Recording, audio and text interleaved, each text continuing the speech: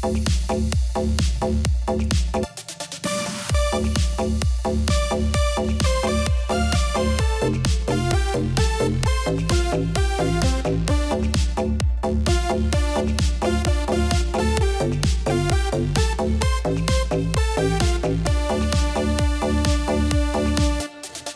cua mà có hai càng, đầu tai không có bò ngang cả đời.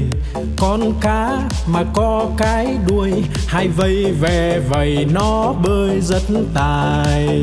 Con rùa mà có cái mai, cái cổ thụt ngắn thụt dài vào da. Con voi mà có hai ngà, cái vòi nó cuốn đồ nhà đồ cây. Con chim mà có cánh bay, bay cùng Nam Bắc Đông Tây tỏ tường.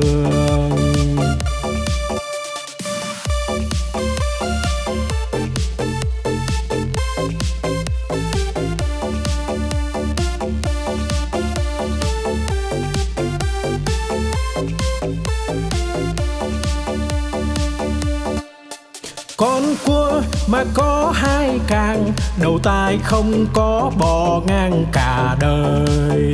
Con cá mà có cái đuôi, hai vây ve vầy nó bơi rất tài. Con rùa mà có cái mai, cái cổ thụt ngắn thụt dài vào da. Con voi mà có hai ngà, cái vòi nó cuốn đồ nhà đồ cây. Con chim mà có cánh bay, bay cùng Nam Bắc Đông Tây tỏ tường.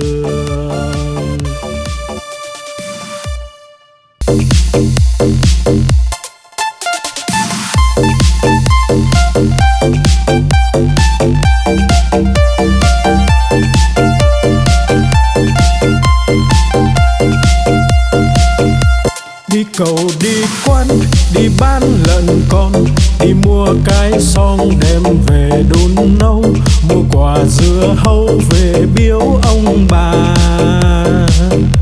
Mua một đàn gà về cho ăn thóc, mua lược chải tóc, mua cặp gội đầu, đi mau về mau kẻo trời sắp tối.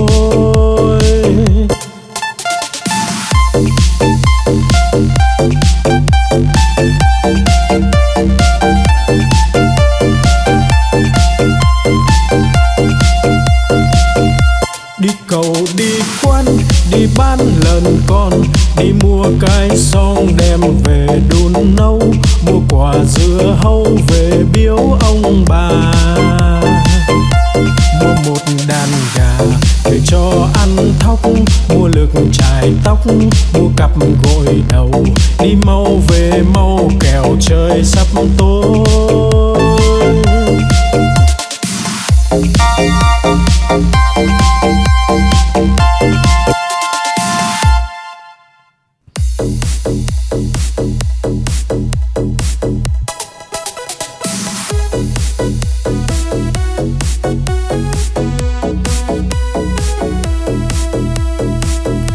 Bướm bay bướm lượn, bướm đậu nhành hoa, khoe đôi cánh đẹp rực rỡ muôn màu.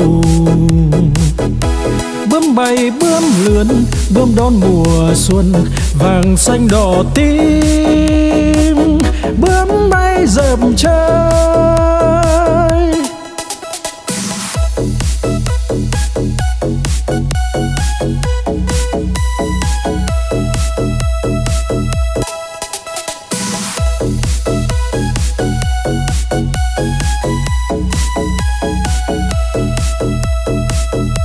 bướm bay bướm lượn, bướm đậu nhành hoa, khoe đôi cánh đẹp rực rỡ muôn màu.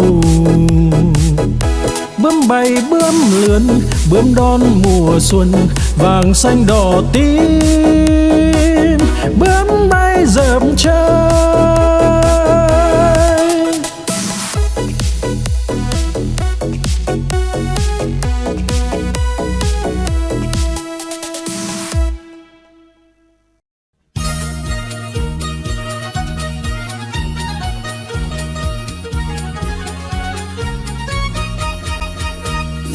đi chân bò bò cầm cây roi thật to, bò không đi lấy cây roi ra chọc đít bò, bò đứng dậy đi ngay.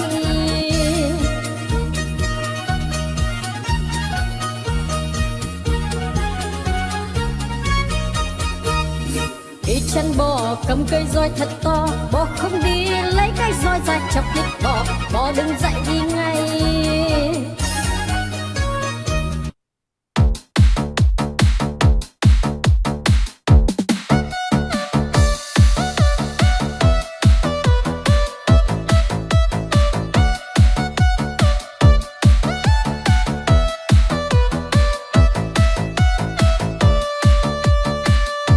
No lòng vĩ dạ là con cá cơm, không ướp mà thơm là con cá ngát.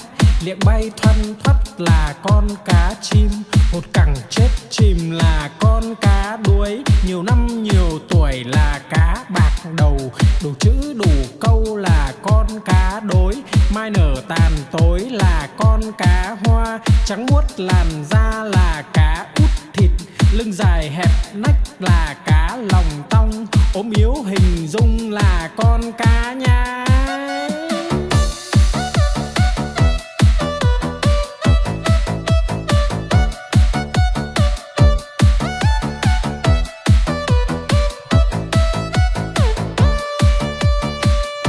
No lòng vĩ dạ là con cá cơm, không ướp mà thơm là con cá ngát. Liệng bay thoăn thoắt là con cá chim, hột cẳng chết chìm là con cá đuối. Nhiều năm nhiều tuổi là cá bạc đầu, đủ chữ đủ câu là con cá đối. Mai nở tàn tối là con cá hoa, trắng muốt làn da là cá út thịt. Lưng dài hẹp nách là cá lòng tong, ốm yếu hình dung là con cá nhái.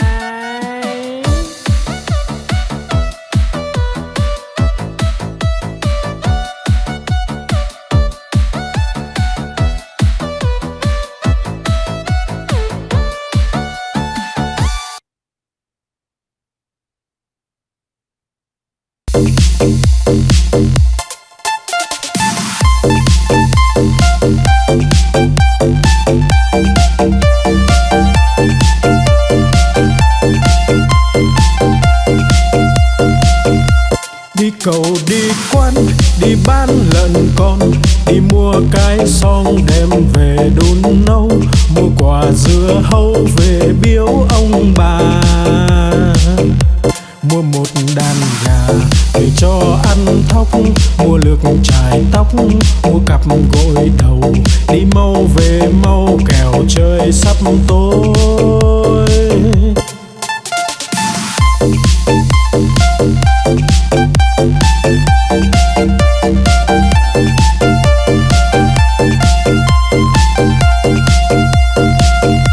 Đi cầu đi quán, đi bán lợn con, đi mua cái xong đem về đun nấu, mua quả dưa hấu về biếu ông bà,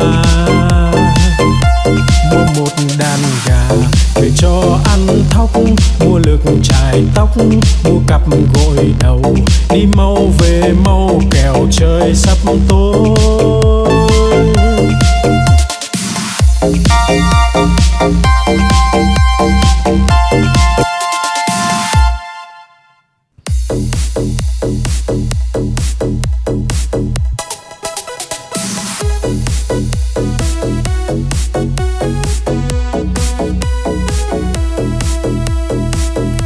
Bướm bay bướm lượn, bướm đậu nhành hoa, khoe đôi cánh đẹp rực rỡ muôn màu.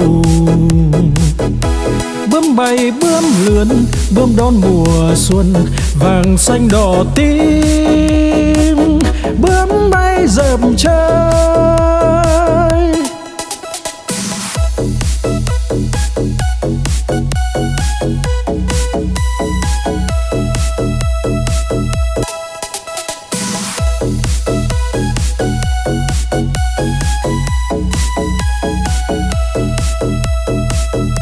Bướm bay bướm lượn, bướm đậu nhành hoa, khoe đôi cánh đẹp rực rỡ muôn màu. Bướm bay bướm lượn, bướm đón mùa xuân vàng xanh đỏ tím, bướm bay rợp trời